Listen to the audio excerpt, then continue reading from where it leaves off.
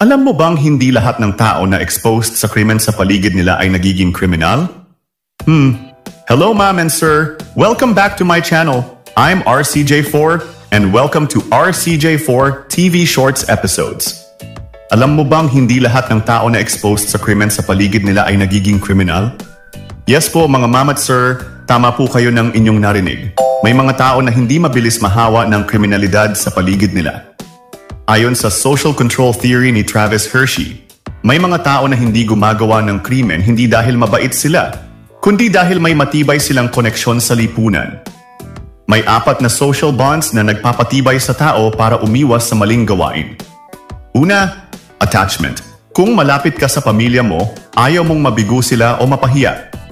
Pangalawa, commitment. Kapag may goals ka sa buhay tulad ng edukasyon o trabaho, ayaw mong masira ito dahil lang sa isang pagkakamali.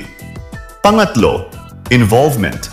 Kapag involved ka at active sa mga gawain na panlipunan, tulad ng pagtatrabaho, pag-aaral at iba pang mga gawaing may pakinabang sa lipunan, ay may maliit lang na chance na makaisip ka na gumawa ng krimen.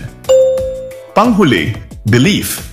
Kapag naniniwala kang tama ang batas at may respeto ka sa rules, hindi mo ito basta-bastang lalabagin.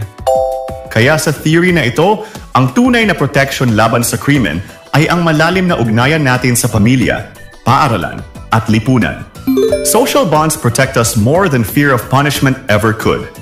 Kung gusto mo pa ng mga ganitong maikling episodes about criminology topics, ay mag-subscribe ka na para palagi kitang ma-notify sa tuwing may panibago akong upload.